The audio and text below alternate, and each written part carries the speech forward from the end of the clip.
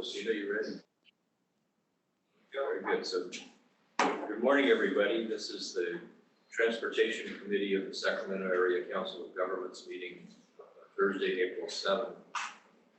I assume this meeting is being recorded, just as our others have been, so we've got that started. And our first item,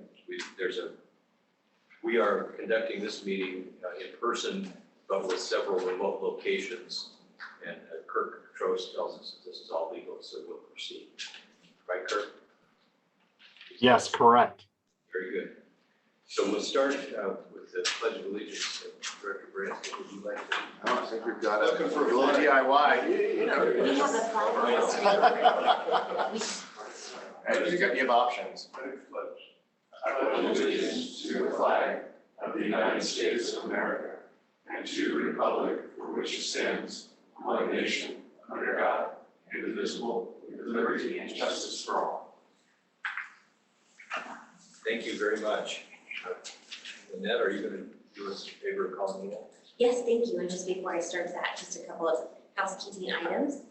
For members of the public who are viewing this meeting online, we accept and encourage public comment and have provided options that are listed at the top of the meeting agenda.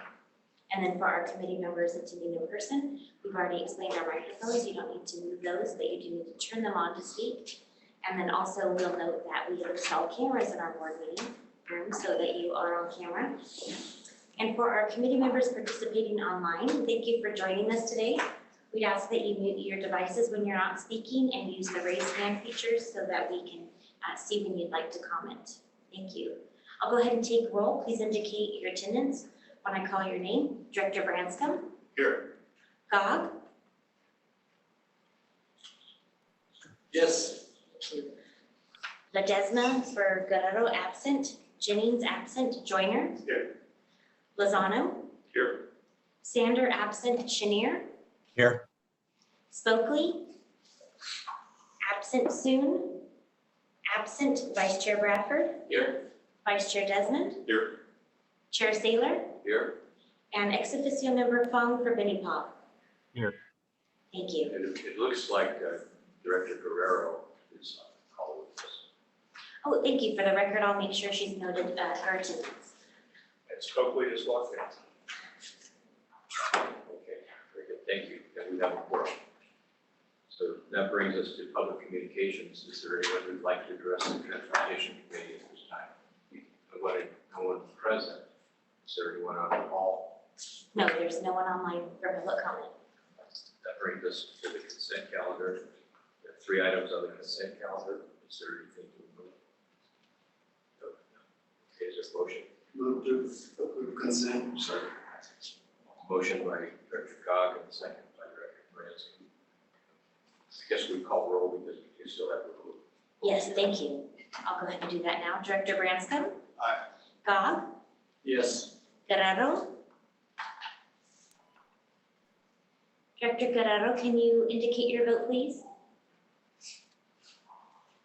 I can come back to you. Jennings absent. Joyner. Aye. Lozano. Aye. Sander absent. Chenier. Aye.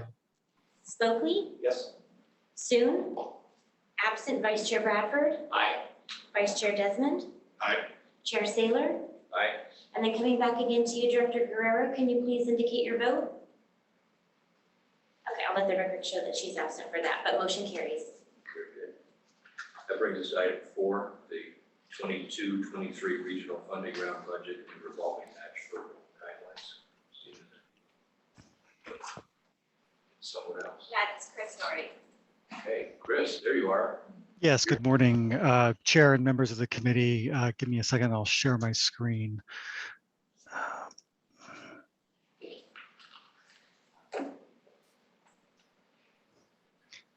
Can you all see my screen? Okay. Yes. Great, thank you. Again, good morning. This morning, the item in front of you is we are seeking action to recommend to the board to do 2 things: to adopt the regional funding round funding estimate and adopt the guidelines for the revolving match program.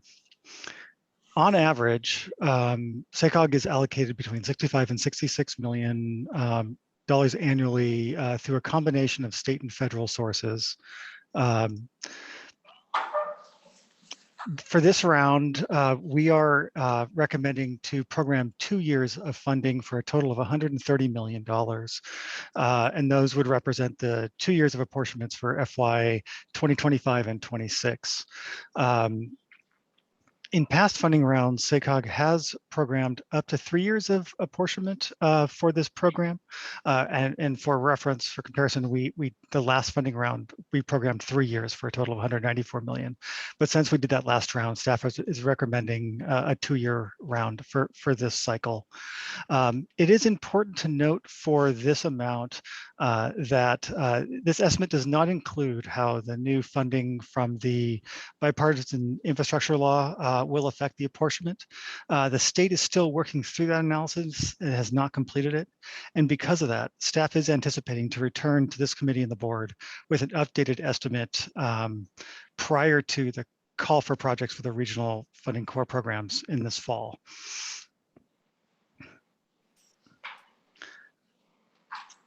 Building on the successes of the previous regional funding round last year, staff has recommended carrying forward that general framework for the regional funding round programs that were adopted in 2020. Table 1, which is reflected here on the screen, reflects the staff recommendations on how to distribute the funds across the various programs that we administer under the regional program umbrella. A point of note here is to the bottom, if you'll notice that the funding for the innovative mobility programs and the engage, empower, and implement programs were approved during the last round. Thus, we are just passing that funding through and is not incorporated into the overall estimate that we're asking for, that 130 million. Yet, so at the grand total at the bottom is why it reflects 139 million total for this. A couple of changes from last year's program. The first change is that the funding round has ranges in the project-based programs instead of a finite amount. And the other primary change is that we have retooled the revolving match program and included that into this estimate. The reason for those ranges is because of the changes in the current state and federal funding landscape. As you heard from the board presentation last month from Christopher Coase and Hillary Norton, the majority of the new state and federal transportation funding is in competitive programs. And the goal of the revolving match program is to help our local partners better compete for these funds. If the program is more successful than we have anticipated, we would like the flexibility and additional funding to add additional funding to the program as a way to better leverage the SYCOG's limited funds. So in here we have programmed a range of 65 to 75% for the regional program and a 15 to 25% for the revolving match program. And I'll discuss the revolving match program in greater detail here shortly. And as I said earlier, we are asking also to adopt the guidelines for the revolving match program. This program was originally established under the funding round policy framework in 2020, but was underutilized by our local partners. For this round, we have retooled this program to better respond to this new funding landscape. Its intent is to help our project sponsors better compete for larger funding programs at the state and federal level by adding a strategic amount of funding to a project. Staff is recommending a budget of between $25 and $30 million for this program with maximum project award of $4 million. That $4 million limit was really designed to target projects around $20 to $25 million, which depending on the program, that's a very competitive sweet spot for a lot of these programs. Applications for this program are designed to be streamlined, 2 to 4 pages in length tops. And if approved, we would open up the call for projects at the end of this month, maybe the beginning of next month, with applications closing in July 1 of 2022. And ideally, we will then bring a list of recommendations to the August committee and board cycle. Staff is anticipating running this program twice a year to keep pace with the changing pace of the funding programs. As we know, with the federal programs, programs are being launched monthly at this point. So, and we don't know what's going to happen this fall. So we'd like the opportunity to run this program consistently so that we can better react to those.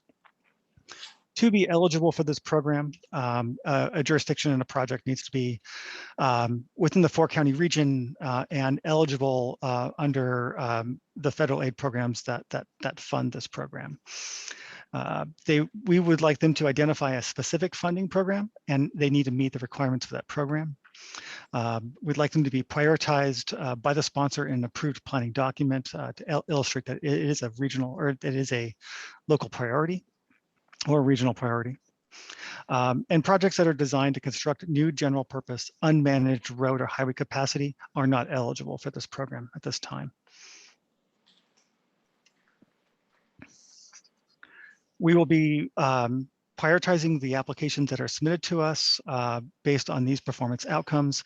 For context, these are the same performance outcomes that we use to also grade the regional funding round maintenance and modernization and transformative projects from the last round.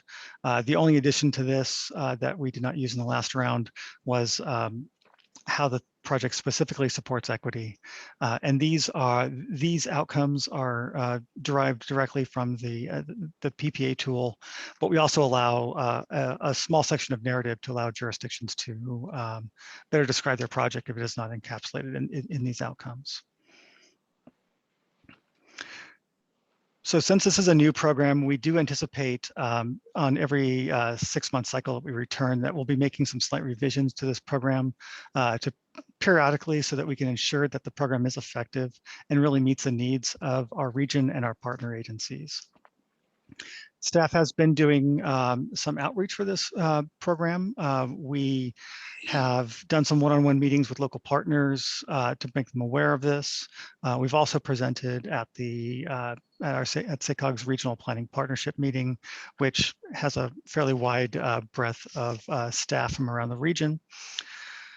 We also, once this is approved, we will start the general outreach process for the funding round, which usually incorporates one-on-one meetings with the 19 eligible jurisdictions and the other partner agencies who are eligible for funding under this through a series of one-on-one meetings to talk about their projects. But just to illustrate that we talk about this program and that we have a new tool in the toolkit to help deliver our projects. So that completes my presentation, and I'm available for any questions that you might have. Very good, thank you. Thank you, Chris. Are there questions? Questions, any comments? Is this an action item for us? It is. Is there a motion to? I'm happy to move it. Second. Okay, so we had a motion by Chenier and second by Sue. Before we vote, I would just say this is an exciting time. It's very clear. I think this regional local match opportunity is really appropriate given the circumstance we have this time. I think we'll position us to advance our region's interest. Good job. So we have a motion from Chenier, second by Sue. Please call the roll. Thank you. Director Branscombe? Aye. Gog? Yes. Ledesma for Guerrero? Yes. Jennings absent. Joyner? Aye. Lozano? Aye. Sander absent. Chenier? Aye. Spokley? Yes. Soon? Yes. Vice Chair Bradford? Aye. Vice Chair Desmond? Aye. And Chair Saban? Aye. Thank you. Motion carries. And I see Director Ledesma is here, so you did get his vote. It was kind of quiet and reserved though. Thank you. I did get that. That brings us to item 5, the Regional Active Transportation Program Policy Framework. Victoria? Good morning. This is Victoria Cacciatore, the Regional Active Transportation Program Manager, and I'm here today to request your recommendation to the board to approve the Regional ATP Policy Framework. It's a complicated 4-part recommendation that allows us to submit the materials to the California Transportation Commission. I'll recap it all at the end though. So to get us all on the same page, the Active Transportation Program is a funding program to increase biking and walking in the state of California. It's jointly administered by the California Transportation Commission and Caltrans, and 50% of the funding that is available through ATP is distributed through a competitive statewide program, and MPOs like SYCOG get a population-based share of 40% of the available funding to distribute competitively across our 6-county region. So as you picked up on, given that this is a 6-county funding program, SYCOG works closely with El Dorado County Transportation Commission and Placer County Transportation Planning Agency to distribute this funding. We have exciting news. The statewide active transportation program has an influx of funding, largely from state sources. And so the statewide program will have $325 million to competitively distribute. And regionally, we are expected to have $17.35 million. This is just short of a 50% increase in our available funding. So we are hopeful that there will be an influx of projects from our agencies that will be ready to receive that funding and make some great improvements and programs in our region. So as I noted, it's a part of the funding is distributed through the state, and then part is distributed by regions. And there is an intersecting and related process for how these funds are distributed. Projects first compete in a statewide competition, and then they have the option to compete regionally, such as in the SYCOG managed program. They are able to bring forward many of the same information from their state application, but also answer region-specific questions, such as a project's potential to reduce greenhouse gas emissions, typically by way of decreasing vehicle miles traveled. We also use regional weighting, such as what's outlined in the policy framework in Attachment A. So last month, we reviewed potential updates to the regional ATP policy framework with all 3 SYCOG committees. We covered a proposed increase in the minimum investment threshold for a meaningful disadvantaged community benefit. The proposal is to exceed the statewide minimum requirement of 40% or of 25% and replace that with a regionally identified minimum of 40%. This is in line with federal initiatives such as Justice 40. Also has some loose connections to the percentage of the regional population that is in our regionally identified environmental justice communities through the MTP SES, the last one, which is why it's not the 2024 blueprint. But 37.5% of the region's population is identified as the environmental justice communities through the MTP SES. So having a 40% minimum investment threshold is a logical next step, especially given that through the MTP SES, we know that the populations in our environmental justice areas are more likely to walk and bike and take transit. So that was the first change that was vetted with all 3 committees for input. And we also identified the potential to increase connections to regional planning efforts by maintaining a link to Green Means Go, and then also adding in a metric for regional trail network implementation. And then lastly, we identified the recommendation to resume a higher non-ATP funding requirement of 11.47%. All of these changes were well received by the SYCOG committees and discussed amply by them. There was one area of feedback that was presented that you'll see in strike through and red font in Attachment A, which was that there was a desire to elevate the discussion of networks and the potential to increase biking and walking. So our proposal is to, within the section that or the scoring criterion that discusses a project's potential to increase biking and walking, to identify that 20 points of the 45 points available would be dedicated toward discussing how the project is strengthening the regional active transportation network while maintaining the importance of access to destinations, with identifying that 15 of the 45 available points under that criterion would be connected to connecting people to destinations. And then the remaining 10 points available within that 45-point criterion would discuss how the proposed solutions are designed for the intended users. This relates to designing for all ages and abilities networks in some instances, or conversely, if you're looking at a longer distance regional commute route that is geared more towards the fast and fearless biker, you could use that to discuss how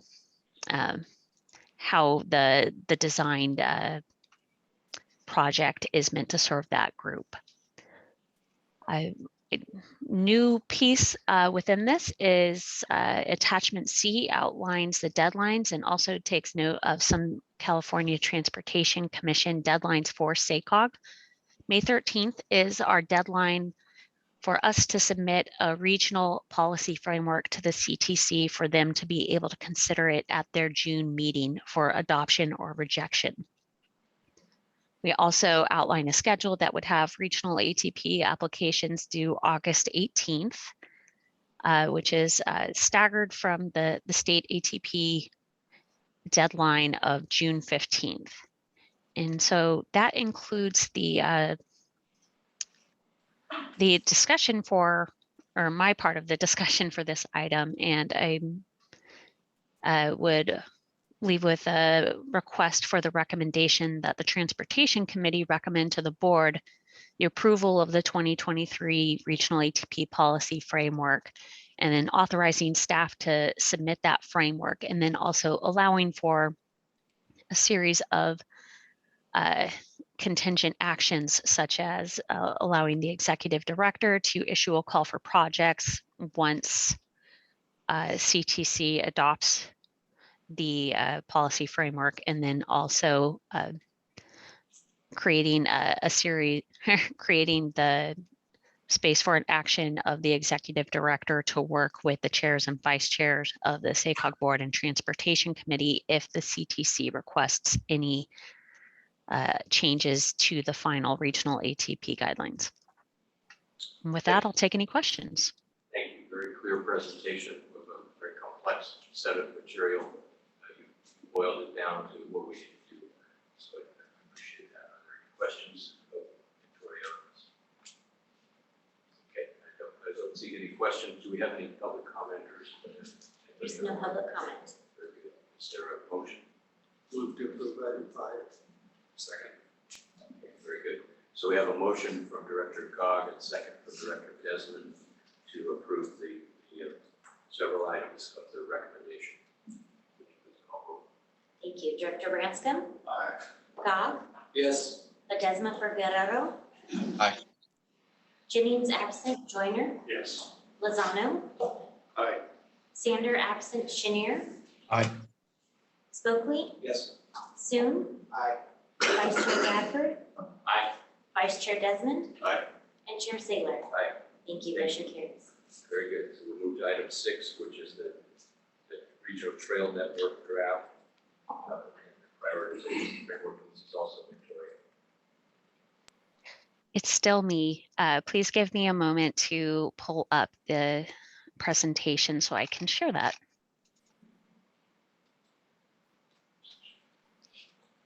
And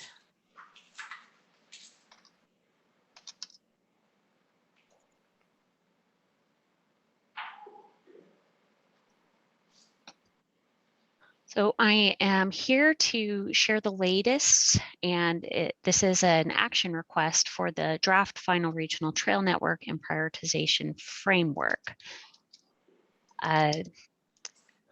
This is, hold on one second. Excuse me. This is for our dynamic system of interconnected trails and parks across El Dorado, Placer, Sacramento, Sutter, Yolo, and Yuba counties. And we wanted to share the 6-county network and the framework for the prioritization. We have a lot of overlapping and very motivating reasons to look at a connected trail network. We know that connected trails hold a stronger potential to decrease vehicle miles traveled and greenhouse gas emissions by creating a viable option for non-vehicle travel. We also know that health metrics improve as you have better access to trails and open space. And we also know that throughout our region, we are no different than the state and the nation, and that disadvantaged communities typically have lower access to parks, open spaces, and trails. And we're also looking for the way to deliver the highest and best use of our resources, where if we're looking at these different pictures of the same area where you previously had an abandoned rail corridor that was fenced off, would you rather have that abandoned corridor with the fence and or would you rather have a viable transportation connection that this specific trail also allows you to cross over US 50? And even if you personally don't use the trail to cross over US 50, you could still agree that this is going to add value to your neighborhood. Lastly, we see this plan as a way to define our region through transportation and then lever that to increase quality of life. So for the first part of this, I'll introduce the draft final trail network. We released the draft, or actually you released the draft back in December, and that was to allow us to gather public comments through early February, and then to also work more closely with our non-jurisdictional project partners to find weaknesses in the draft network and identify how we were going to use this trail network to meet the regional goals. After we were able to gather these different points of input from public, from our invested partners, and then also looking at the data analysis on our connected network, we held one-on-one meetings with local agencies to resolve these comments to the best of their abilities. So it is important to note that in this, the draft final trail network, it is not every planned trail and it's not every existing trail. The trail network was identified to focus on access to destinations that were identified by local staff and partners and focus on the potential to cross barriers and to cross jurisdictional boundaries. In the draft final network before you today, there are about 270 miles of existing trails that are paved and ready to use today. And there are about 25 miles of informal trails that may not meet the exact Caltrans design specifications, but they are serving the highest and best use to the community or area that they're providing access to today. The network also has just short of 400 miles of planned paved trails for people to use, and about 170 miles worth of planned informal trails. These may be, for most of those instances of the planned informal trails, they are creating a more recreation-based access to important destinations, or an unpaved facility is the best for that area's context based on all of the available information. We also have a little over 307 miles of trail study corridors. Some of these are complicated or sensitive planned trail projects. And then also some of these are planned on-street facilities that would do a good job of providing a trail-like facility while still within the existing road right-of-way. So there are about 50 miles of potential class 4s that are being leveraged to help create access to important destinations and to most importantly, I would say increase access to residents in built out areas where there is no potential to form an off-road trail that could connect them to the wider network. We also have 7 different areas that are locally identified connection study areas. Those are different from the trail study corridors in that there's no clear winning idea of how to best connect through these areas. They're very frequently at jurisdictional boundaries where there's an intent to connect, but not an idea of the best path forward just yet. So these cover 15.5 square miles of area. And I'd also like to note there are under 10 miles of on-road low stress connections. Clearly more on-road low stress routes exist, but those facilities are not the focus of the connected trail network. They are mostly used as final pieces to connect trail segments or class 4 segments where they're going to meet the standards set forward for an all ages and abilities network.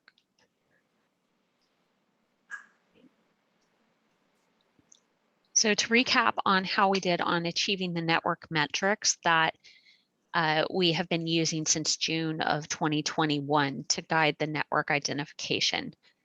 We'd had a goal to identify 30 miles of trails that would provide a viable parallel connection to avoid stressful roadways. And we easily exceeded that. We have over 30 miles of trails that would allow you to bypass those stressful roads.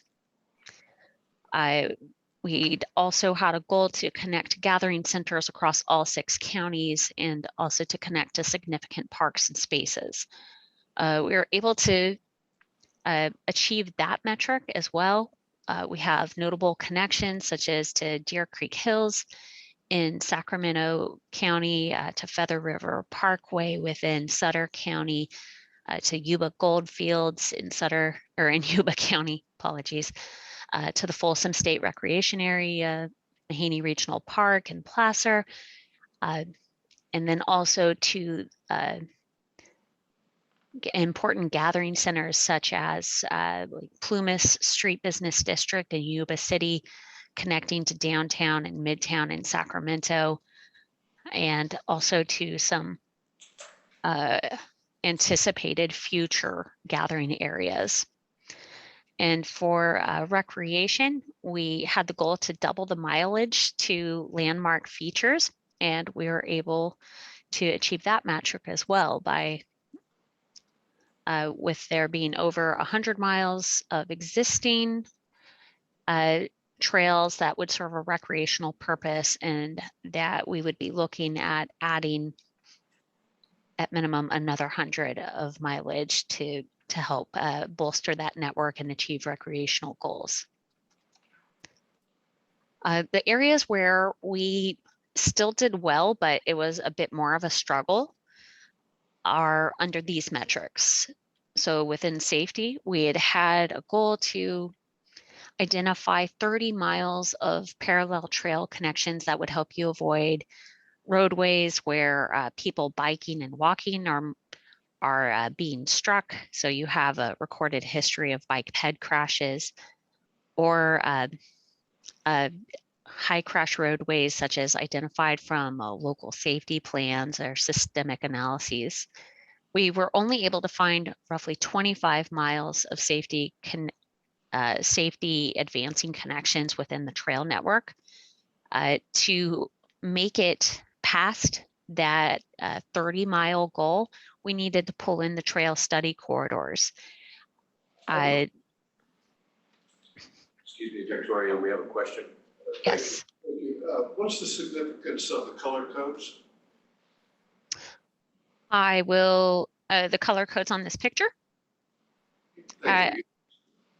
Yes, I will cover that on health, but just to note, for safety, we did need to lead on the study corridors that have a bit more of uncertainty around their deliverability, or exactly what it's going to land as, since they haven't, many of them haven't gone through a rigorous planning process to identify how they fit into a local network. Within health, So it is the color. the yeah, on this, So we simply green, need to identify what the colors mean. yes, the green zone is showing where you can like how close you could be to an existing trail. So something that is open and available for use today. If you are going to be within a half mile of that trail and be able to access it using reasonable networks and not assuming that you're going to be able to hop across a river on your own, the green area shows where you're able to access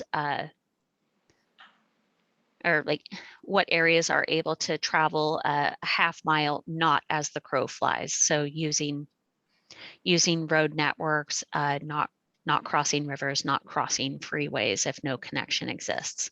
The pink area shows who would be expected to gain access from the potential network. Also using that half mile buffer, but not as a crow flies buffer, using reasonable networks and access constraints. Victoria, can I try to see if I understand? So the green is existing, Yes, not there yet. Is that right? yes. Okay, I think that was a very simple, what are the colors? But, okay, Director Branscombe, you got that? Okay. Through the chair, just for clarification on that, the green is existing, potentially planned existing. I mean, it may not actually be a trail today, is that correct? But it's Green is existing, should be open for use today, and pink is part of the planned network. So that's describing the slide that's before us. There are other displays in the document on our agenda that have a bit different coloring. So Oh, okay. right there. So I'm happy, because I was looking at the same colors, close to the same colors are on what's in the documentation. And I'm looking at some of those and I don't believe they exist today and they're green. And so that's where my confusion was.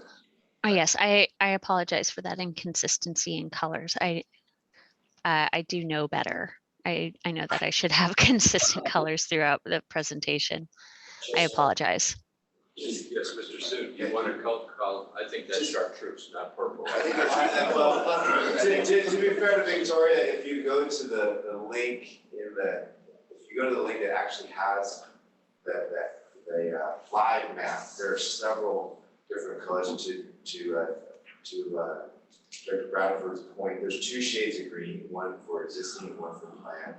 And then there is a fuchsia, I'll call it fuchsia, it's low stress on street connections. And then there's a purple, I think that's more of the purple where it's a trail study corridors.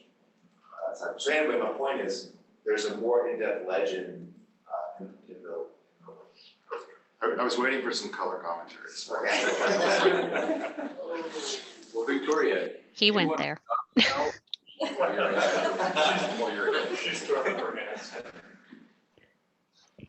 I couldn't hear that based on the room soon. I'm sorry.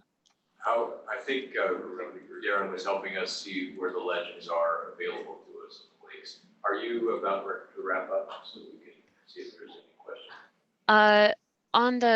On discussing the network metrics, almost there, yes. So under the health metric, we'd had a goal of increasing access for 20% of the population. And though we are looking at increasing access by 406,000 people that currently do not have access to longer trails today, that is just 17% of the regional population. So while it is really notable increase. It does fall short of our aspirational goal of 20%. And that is partly due to an increase in the analysis that we're able to use, where you can see that even if you're looking at a half mile within some of these existing trails and planned trails, not everybody that's within half mile of as the crow flies is able to get to that trail using a reasonable route.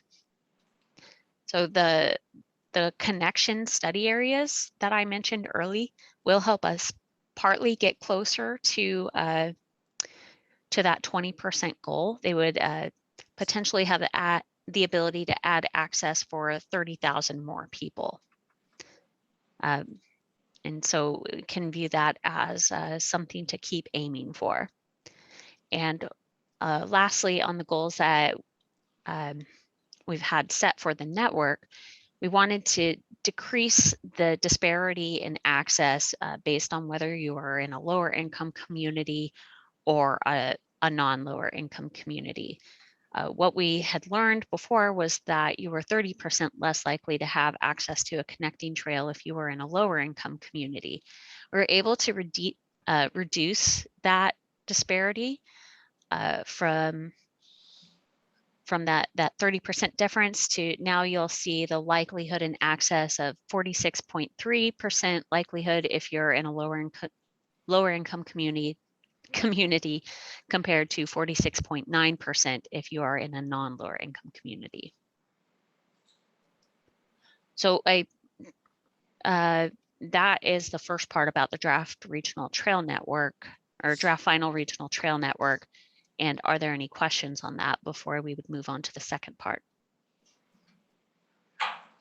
Okay, I want to ask are there questions on this part that we've heard so far? Okay, I think we want to take action. We'll go out to Luce, Director Schneer. How much more presentation do we have? I think probably about 5 minutes. Director Schneer, how are you doing for time? We lost him. Okay, yeah, there's your answer. All right, very good. Take your time. Okay. Okay, so the prioritization framework is the second part of the requested action for today. Since we released the discussion draft prioritization framework in February, we gathered board input. We gathered input from the Youth Leadership Academy, and then we worked with our local agency and partners to gather input on the metrics and questions that are used to inform the version before you today. So within that, we're looking at based largely on the feedback from the board. You would have a larger emphasis on the regionalism goals than on the realizing plan goals. And that those two would combine to identify what that project's potential is based on how it can advance both the regionalism and the trail network goals. After you're all assessed based on that, then top tier projects would be moved into the readiness assessment to determine what is the needed next step to move that project forward. This is an attempt to recognize that we've long suspected, and we're looking at the ways that we could identify and elevate the projects that would have really great potential, but are also very challenging. It might be that they're near or crossing jurisdictional boundaries. It might be that they involve a lot of partners. And so we're looking at what we could do throughout a regional lens to help move those forward. And then after the readiness assessment, we would look at identifying what is the action plan of how for these, how we would focus a regional effort within the next 0 to 5 years and within 5 to 10 years, and then 10 and up. We heard from many of our partners, the local agency staff, that it is difficult for a project to be all things to everyone, that it would be very challenging to check 6 out of 6 on the plan realization goals and to check 3 out of 3 on the regionalism potential. So we identified a stacked scoring approach that would allow 2 different projects with different strengths to be able to still rise to the top based on either their strong regionalism potential or their strong plan realization potential. I'd also like to note that we have received some comments from City of Sac staff on the revised metrics, and we are working with them on some potential language that we think could help address the discussion of job access and how that might fit into a discussion of regionalism potential. So I would like to flag that that is some ongoing work, and then also that it is something that we're committed to continuing to work on. So after you go through that performance potential discussion, the top band of projects would move into a readiness assessment, so we can look at what's needed to move on from step 1 to step 2 or step 2 to step 3. Our proposal is to continue to lead with engagement. We know that resident support and the perceived benefit of a trail is critical, not just for the delivery of the trail, but also to ensure that this network is going to do what we think it's capable of doing. This is especially important with projects that are meant to increase access to disadvantaged community residents. And we know that a top-down planning effort would move counter to the work that some of our local agencies have started to develop stronger relationships with their underserved residents. And just a caveat, in case anybody thinks that this path looks easy, I would like to flag that if you're starting at the resident input phase, it's likely that you would have at least 10 to 15 years of work ahead before you get to the walk, scoot, and roll phase.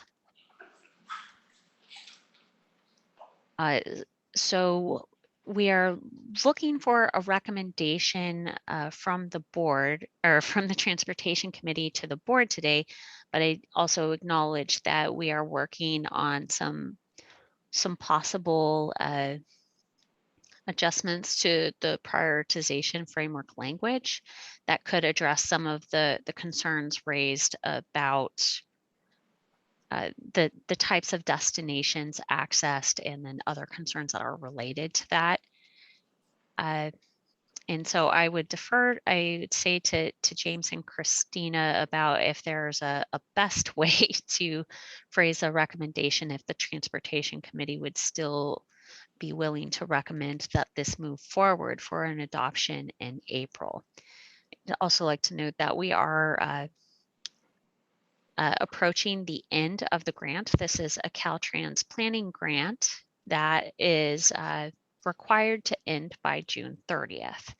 So we are on a tighter timeline to ensure that we can deliver the pieces that we promised to our statewide funding partner. So with that, I'll take any questions. And Well, you kind of raised a question for us, Mr. James. Yeah, Mr. Chair, I appreciate that. I'm going to jump in because I've been talking to Chair Jennings and Director Schneer this morning. So just to, I know that's a lot, but that's a lot because we are on the very final phase right here of a labor of love from Victoria and the entire region and all of your staff. There's 2 pieces. One is the regional trail network, and you walk through that, which I want to say a bit more about maybe after you take action, which we're really excited about.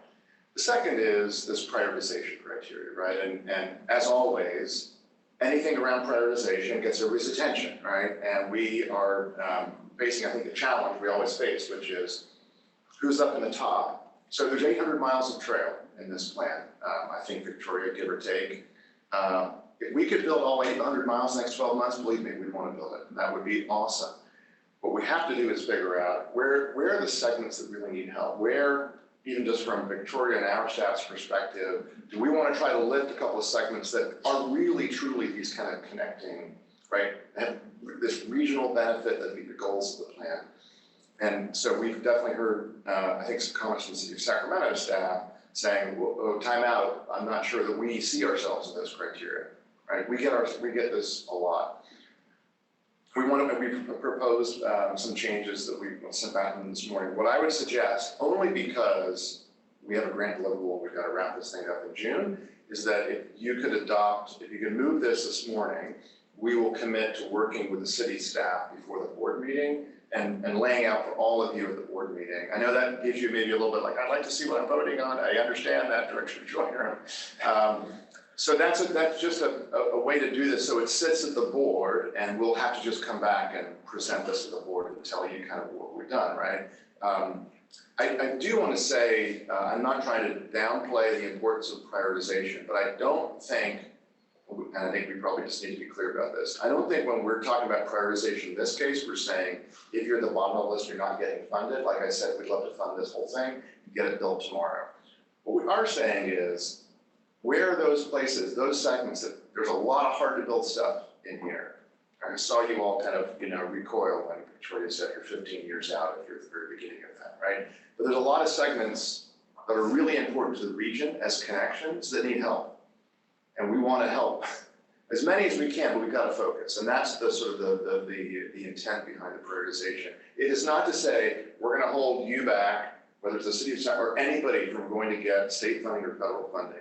My God, I want to take this regional plan and go tomorrow to the state of California and Congress and federal administration and get our entire delegation. We want to be the pilot. We want to be the model, right? So, but I think we're running into the same thing we often run into, which is a good challenge to have. How do we develop criteria for a region as diverse as ours, right? That everybody can see themselves in. So we hear that from the city. I'm trying to relay, because Director Sharon Jennings couldn't be here, their concerns. They have communicated to me they're both comfortable to bring this to the board and try to see if we can work something out. But it's absolutely your call this morning. Derek? Thank you, Chair. James, so just to clarify, I mean, I haven't spoken with Director Schneer or Jennings, so from the perspective of prioritization, will you be working with each jurisdiction to figure out within each jurisdiction's plan if we can prioritize certain areas to help maybe you're funding piecemeal at a time in an equitable way for the entire region so that all our input, we all have areas, I believe, in our jurisdictions where we'd like to see things get implemented. And so recognizing the resource constraint, if we work together as a region, we can all maybe get what we need instead of what we want. And is that, There could be a song there. there might be a familiar song. So I want to be really clear, right? The labor of love for 3 years is, and again, you've given a lot of credit to Victoria already and your staff. There have been a lot of, and I don't want to suggest, this would never work if this was a safe harbor trails plan. So there has been a ton of input and involvement, and it was like, it's been hard, right? Because many of these corridors are special districts. They're not actually even in, governed by your, who, have been sort of sitting on a right of way for a long time and like, well, why do we use this? So we've got Laguna Creek Trail. Your staff has had, I'm not saying it's perfect, but lots of engagement opportunities. And if you want to go and get funding for the Laguna Creek Trail, like we're in. How can we help you, right? We're trying to lift that. The point, I think Victoria correctly, I'm trying to explain this. The point of the prioritization criteria is there are some really tough, difficult situations around the region in some of these trails and these segments. How do we focus on those and lift them and provide some technical assistance to those components and those segments so that we can get them kickstarted? Because if they sit there forever as a missing segment, we will never have a regional network. Does that make sense? And I think so. I get too that when we change criteria, maybe also inherent in your question is, if you change criteria around, am I actually then going to fall down the list? Which is a very valid question, and I don't have the answer for you. Okay, well, I do want to, while I have this moment, I do want to thank the SYCOG staff for working with our city staff. I know that we have had a lot of input on various things. I'm just trying to help the conversation in terms of how do we implement this thing, in terms of prioritization. You know, nobody wants to be last. Nobody wants to wait 15 years. So there should be an opportunity where we can help you by prioritizing within our jurisdictions, and then, you know, bringing that up to a regional level. Right? Sure, if you want to say what's your most important segment in your jurisdiction, I think that would be great. Again, Victoria, jump in here, because I don't want to say something that is not, I'm trying to translate this a little bit. There are places that we know, if we try to focus on building all 800 miles in every, like, there's no focus, there's going to be no effort there. And I think from a regional perspective, right, we're trying to figure out where do we need to lend some effort? Where are the segments that are really, so our job is actually to take away all the jurisdictional boundaries and look at this as a network. And so, and it may be a little technical, because when you get criteria, you can sort of think about it like it's a black box. I don't know how it all works, right? But the point is, there are a bunch of segments that are very hard to build, or that are stuck, that they've been sitting there for various reasons. How do we help get those going? Victoria can't help all 800 miles, right? That is not to say if you've got Laguna Creek Trail in Elk Grove and you need our help to go get money from the state, we're in. We will do anything to get this entire network built. This is not funding criteria. Am I right, Victoria? Okay. Okay. But it's not that it's not important, right? And so I don't want to send everybody's staff out saying, oh, we've got to come up with our number one in every city, because I don't think actually that's what's helpful here. I think this is intended to figure out if we have the following goals that, as Victoria said, we've been working on forever, and we're open to suggesting sort of a tweak to those that we'll bring back to the full board. I think make the city of Sacramento staff feel like, okay, we see ourselves in here. We'll do that. We'll do our best to explain it to you, the full board, on April 21st, what we've done and what that means and what the implications are, right? But, you know. Director Brand. Thank you. I think what you're saying is what adds the most value to the entire network. And the question is, what are the criteria, and in what priority are those criteria used to judge what adds the most value to the entire network? Mm-hmm. And certainly there's going to be, regional, micro-region, within jurisdiction, I should say, preferences. But I think so long as we stay focused on the entire network and increasing value to the entire network, and it might be, say, in some rural district, going out someplace and opening up ground that was heretofore unopened. And that might add a lot of value even to other portions of the network that are more remote to that area. The key, though, is the criteria, and the priority of those criteria are used to decide what adds the most value to the network. That's great. Are there other comments or questions on this? Where we're at with it? Well, if I could just add, and I guess what I'm trying to say is, if this prioritization analysis comes back and of the 800 miles, if, I'm just anecdotally, if 400 miles of these priorities end up in one or two jurisdictions, nobody's going to be happy. So I'm just trying to find a way where everybody can see a piece of their network implemented, and so that we can make true progress. Notwithstanding, everybody would and should try to pursue other state funding as needed, and we appreciate SYCOG's support in that effort.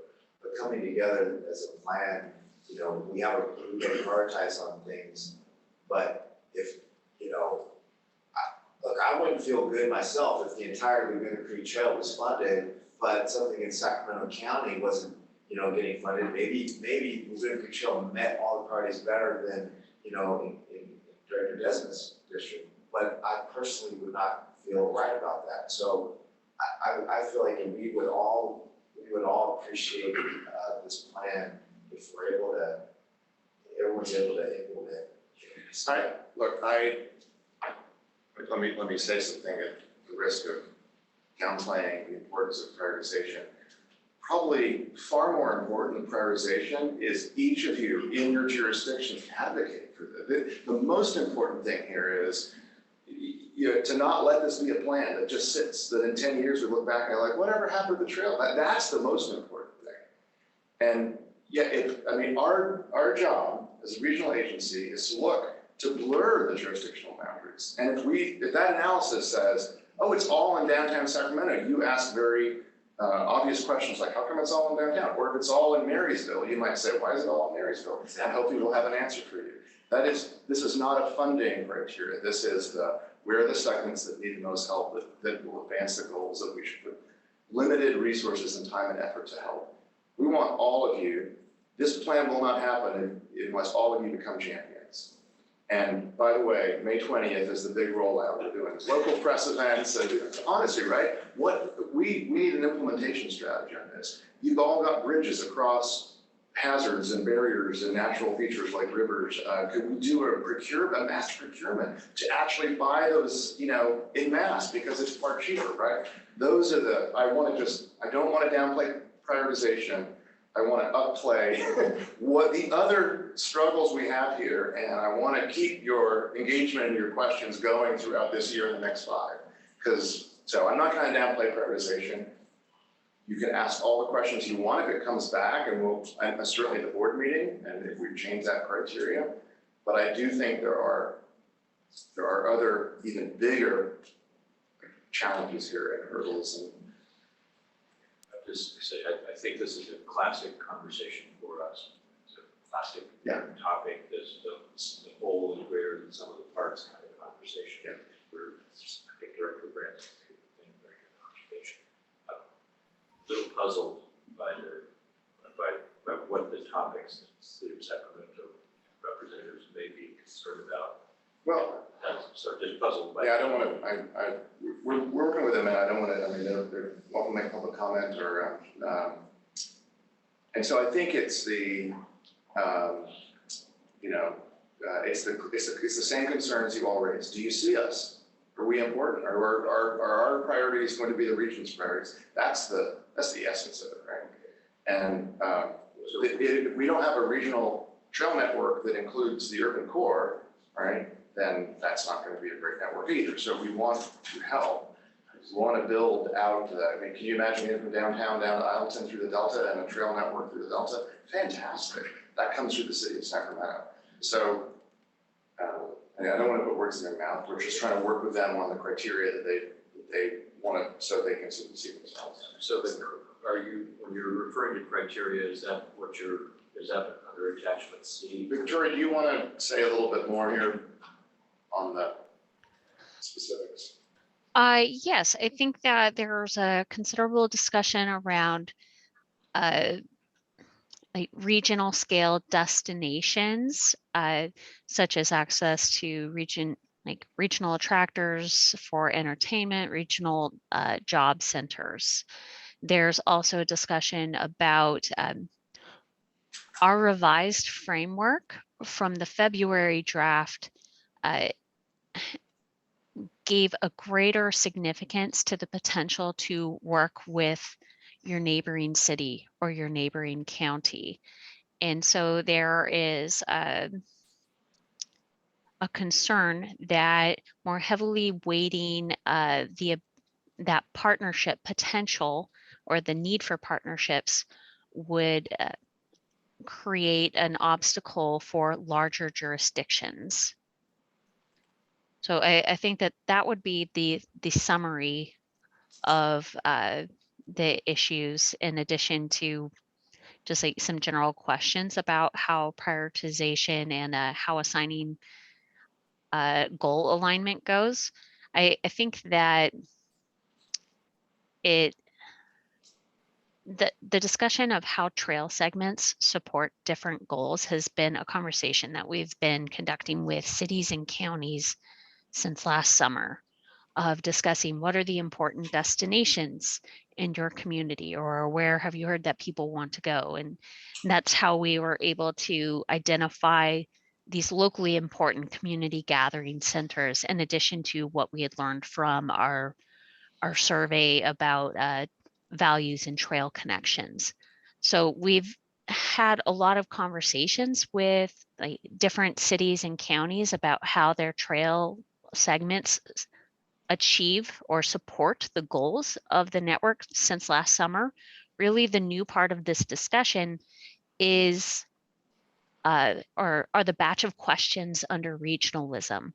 So what our proposal would be and how we would address that is that first asking local agencies if there are preferred segmentations. We have some epically long trails that are 20 plus miles long, and it's discussed as, well, this is the envisioned trail connection. It's like, well, should we split that into 8-mile segments? Should we split that into 6-mile? Is it best considered as, or like how should it best be evaluated?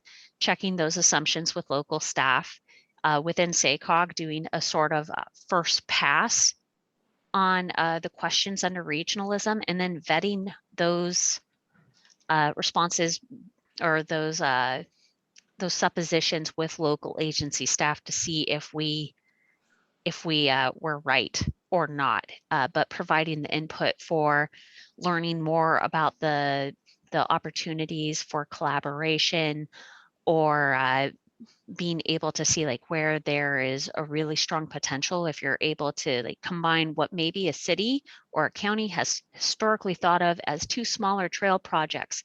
Should those actually be combined with the project that's right on the other side of the jurisdictional boundary to form one stronger network connection? Thank you. I think what you're saying is that the questions are regarding the regionalism category in the priority, your qualitative network for metrics that are found in adjacency. So that's the area where there's some question. Is there any question about the trail network itself? Or is that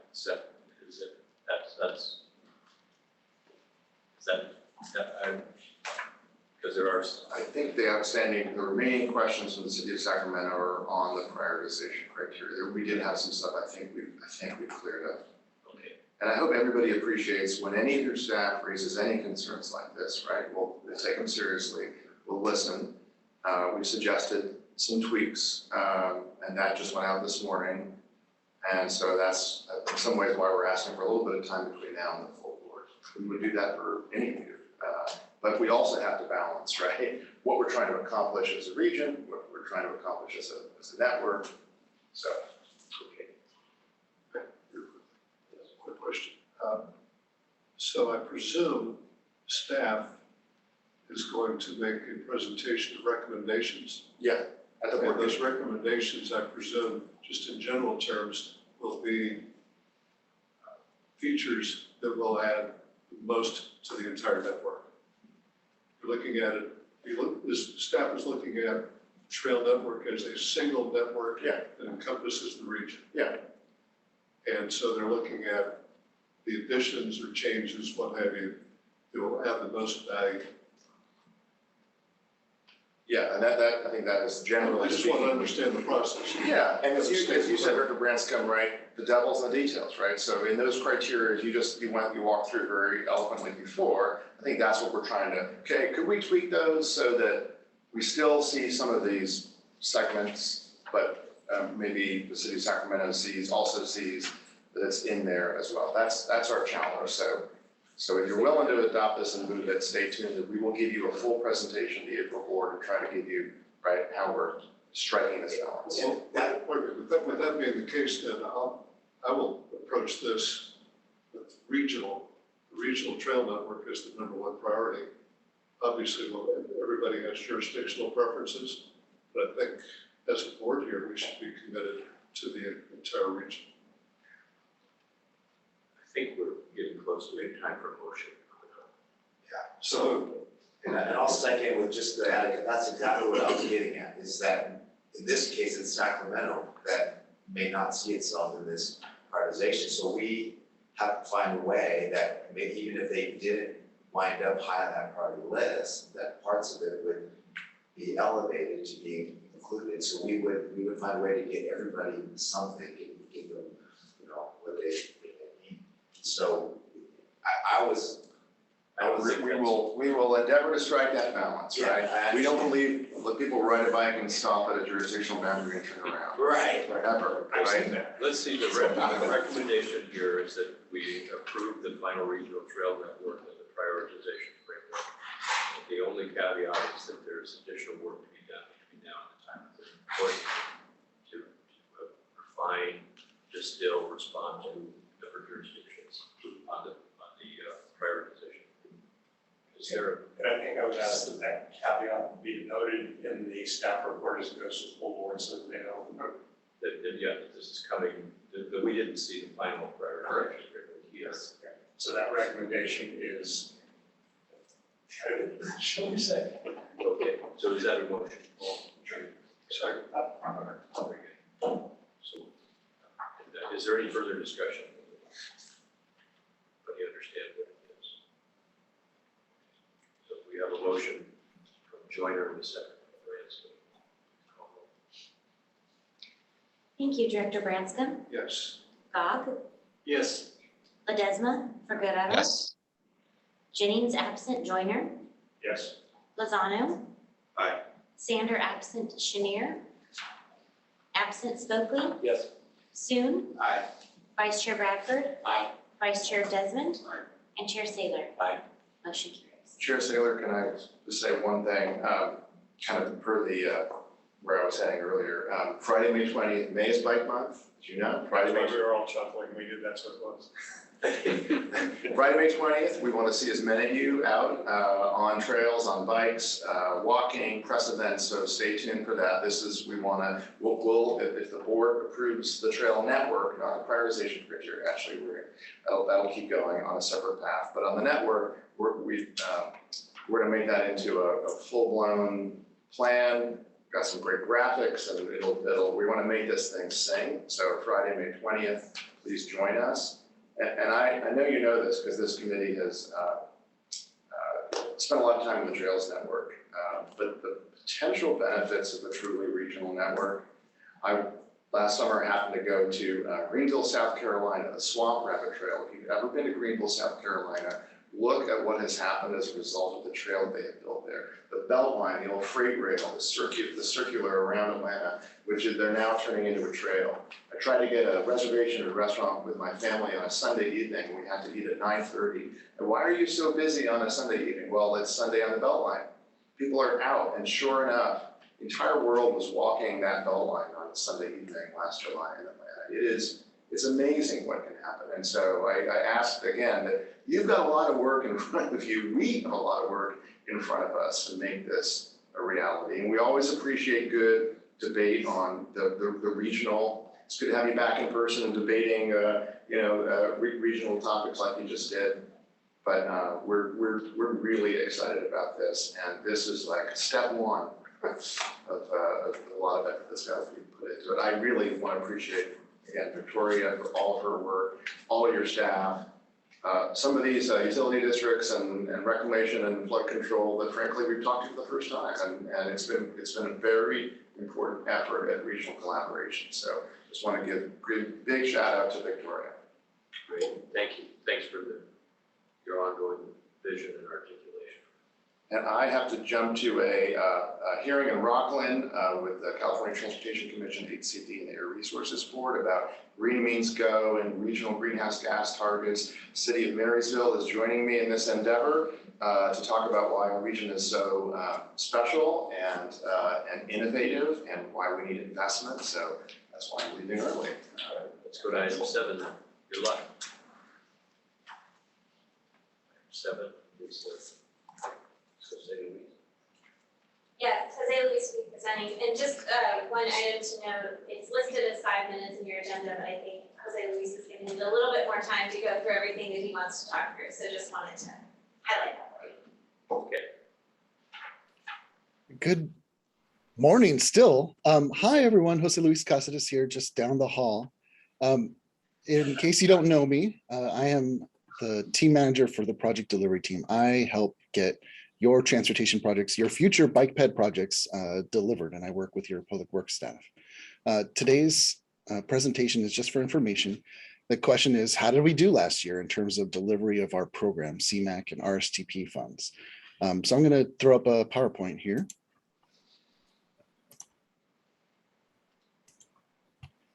And if this is your first time hearing a presentation from me, just a heads up, I just speak in plain language. Our goals for project delivery: win free obligation authority and deliver early. And I'm going to help explain both of those concepts once I figure out how to operate a PowerPoint. Great. So these are the numbers pulled straight out of your attachment. SYCOG, this is about how much we get in a year. Not about, this is exactly how much we got in a year. We received about 24.5 million of CMAQ, about 30 million of RSTP. Total apportionment is 54.5 million. And we should take a pause here. It's explained in the packet, but because we receive federal transportation funds, and because there's this trust fund, and because of the way it's set up since back in the day, we receive our money in kind of two categories: apportionments, which are real money, and obligation authority, which is permission to spend that real money. We never get enough obligation authority permission to obligate, that is to use all of our apportionment. So you can see here, we get 54.5 million. We only get barely 50 million of obligation authority. That's 5 million short of what we really need in order to spend our money. This, by the way, is every region in California. This is the way it works all across the United States. So the challenge here is, how do we get that 5 million? This table is intimidating, so I'm going to break it down. SYCOG, that's us. We're just going to look at the first column. There's that 49.5 million of obligation authority I was talking about. This is permission to spend our CMAQ and our RSTP. It's not much, but we maximize it. Remember, we're trying to get another 5 million.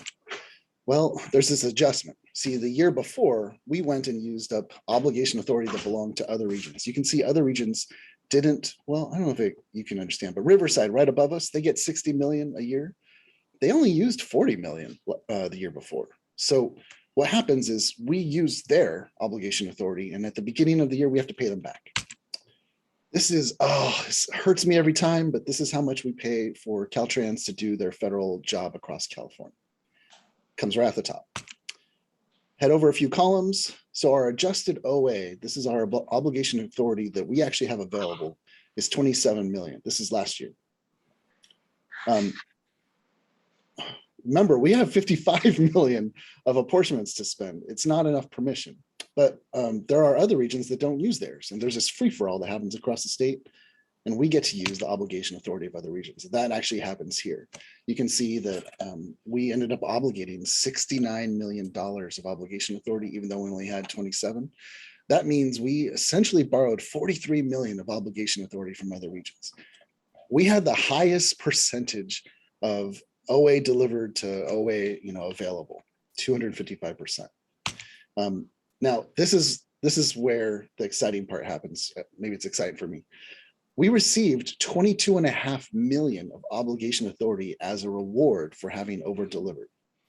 That doesn't cover the entire 43 that we obligated. So it'll get deducted at the beginning of the following year. We'll have to pay 19 million back to all those other regions. You can see, again, Riverside only obligated 45 million of their 80.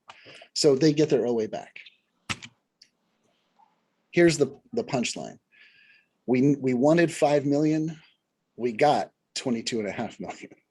What began as a challenge is now an opportunity. What do we do with 17.5 million of obligation authority when all we needed was 5? We're going to be bringing this back to the Transportation Committee and the board, and I'm very excited for the different opportunities this presents. So we did it. Last year was great. Now let's look at delivering early. So we borrowed. That's the second part of your packet. We borrowed big. Over the last 3 years, we borrowed a total of $70 million, and we will be paying back $70 million, except for 43. We negotiated to actually earn some money on loans that we took out. That's because we saved 3 regions from losing funding that was expiring. So here's that table again, an intimidating table. If you only look at 2021, you can see some interesting information. We had loans going back to 2019 and 2020 that many had to be repaid in 2021. It adds up to about 14 million. We were going to start the year with 14 million essentially unavailable for delivery, but we had that amount of delivery. So we went and borrowed 14 million from Fresno, Nevada County, SLOCOG, Fresno COG, MCTC. We ended up, if you look at it's just kind of a wash. 2021, we paid loans back, we took out loans. Something that happened that was sort of exciting is we actually borrowed RSTP from 3 regions. We're the first to ever borrow urban RSTP, that we pioneered that. And we saved several regions from losing their HIP funds, their Highway Improvement Program funds. It's sort of like another RSTP, an annual amount that Congress passed. Now, those payback agreements don't all have to happen the next year. Many of them are paid back 2 years out. One gets paid back 3 years out. This allows us, if you think of those arrows, the paybacks, you can take all those arrows and turn them the opposite direction. That's how much more money we were able to obligate and spend and deliver to transportation projects in 21 that otherwise would have had to wait 2 to 3 years. So this is kind of the challenge here. When we pile up delivery in an early year, we end up creating dips in future years. So I want to talk about this. We naturally mitigate this in that the projects that would have delivered, also I should point this out. So there's the 15.5 million and the 14.5 million of CMAQ. That's how much we have to pay back in those years. We will not be able to obligate those amounts in those years. And then 20 million of RSTP in 23 means we'll have a tight year for delivery in 23. But the good news is projects that otherwise would have delivered, we've already taken care of them. They're out there starting construction. But still, it does create a tightness of delivery in those years. And I want to talk a little bit about that. These are the strategies. So problem of over delivery is not new. This is something SYCOG has managed for a long time. Other regions, I want to describe, other regions don't do things the way SYCOG does. I showed you Riverside, they're routinely not obligating all their money. That's because other regions do a reservation-based system. You, as a transportation sponsor, you have your project and it's sitting in a year and it's waiting for you in that year. The problem with the reservation-based system is projects are terrible at meeting their deadlines for reservations. The environmental phase, the right-of-way phase, different local hurdles, projects routinely cannot come in on time. So SYCOG, we abandoned the reservation system. We have a first come, first serve. If you're ready, come in and get it. And if you aren't, you are creating space for someone else to come in. This allows us to effectively use all of our funds every year to get every project delivered that wants to be delivered. The list of sponsors who complain in our SYCOG region that they don't have the money from SYCOG to start their project on time is 0. Every other region, or many other regions, there are sponsors, they're ready to go. They just have to sit and wait for their year. And I feel bad for them. So the strategies we have, if you're ready to go, if the sponsor is ready to go in a year and we run out of money, we can cash flow. So other sponsors that would normally use up all the funds, this will happen. A sponsor will come in. Del Rio Trail at City of Sacramento is coming up. They want to obligate $10 million of CMAQ. We actually only have 6 million of CMAQ available this year. We've talked to the City of Sacramento. We ask them, how much do you need just until the next federal fiscal year? It might be 3 million. We have this conversation with multiple sponsors. We realize we don't actually have to obligate all of our funds and give every dollar to every project that asks for it. We can just give them what they need to get to the next milestone. We can also borrow from other regions. As you saw in 21, we had to pay back 14 million and then we borrowed 14 million. It feels a lot like refinancing a loan. We can push back those dips. Second to last, sponsors could always just start their work on their own dime. It's called at risk, but they'll get paid back in the next fiscal year. And finally, and this never happens, and I don't like to ever hear this happen, sponsors can always wait till the next fiscal year. It oftentimes is a waiting of 3 or 4 months because they're coming in August and the next fiscal year rolls in come October. So that is the delivery, how we did. We delivered our OA, we delivered projects early. And how do I turn off my share screen? Well, there's always a delight to see, get a glimpse of the wizard behind the screen. Behind the curtain, so thanks, Jose. Any questions or comments? Oh, sorry, I got a question. So first, it looks like staff does an amazing job at handling this challenge, but I'm struggling to understand why we have this challenge. Why do you have, this is a funding level, but oh, you can't spend it all. Like, why don't those two automatically match? Like, we're gonna give you money, why can't you spend the amount of money we give you? Am I misunderstanding something? Or? May I try that one? So that is the question of why is it that structurally the Highway Trust Fund is set up that you do not receive all of the permission to spend your funds? And this is the first question that people in my job ask when they go to any training. And there's sort of a variety of answers. Part of it is just the legal structure of how the Highway Trust Fund is set up.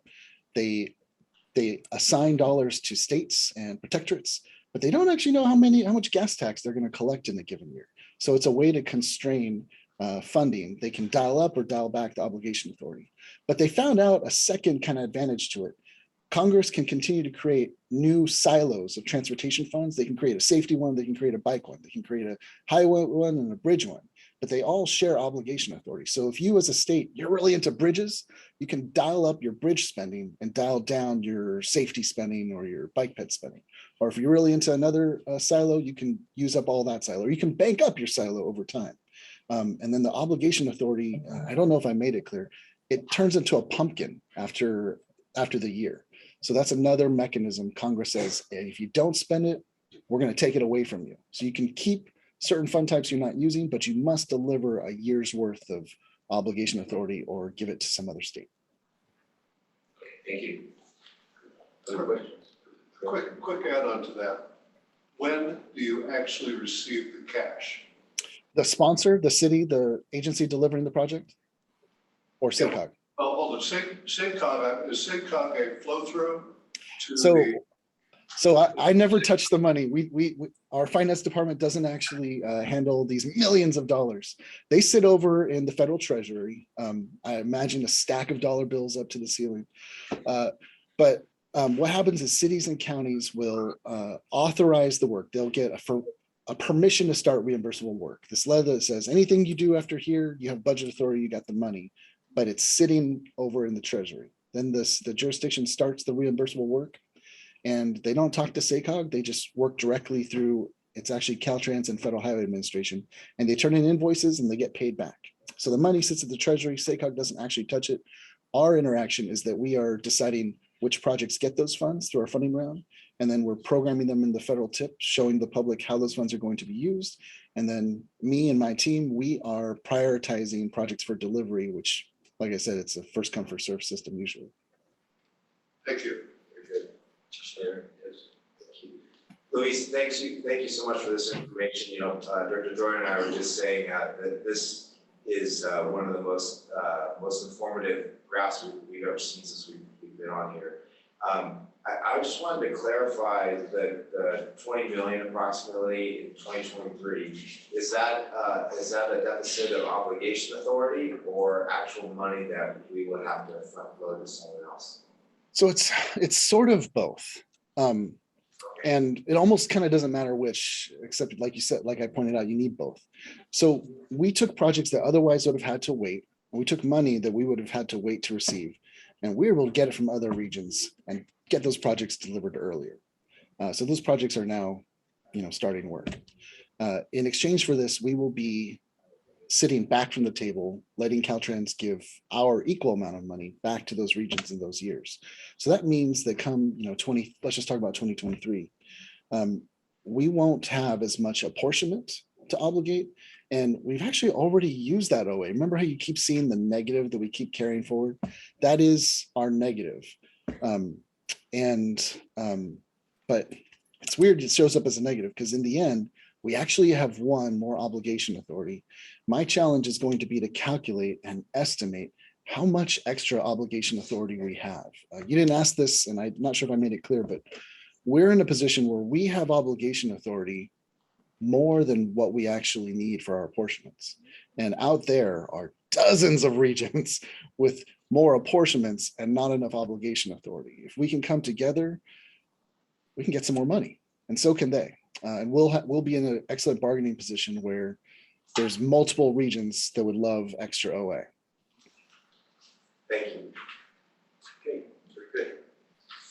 Once again, thank you for job.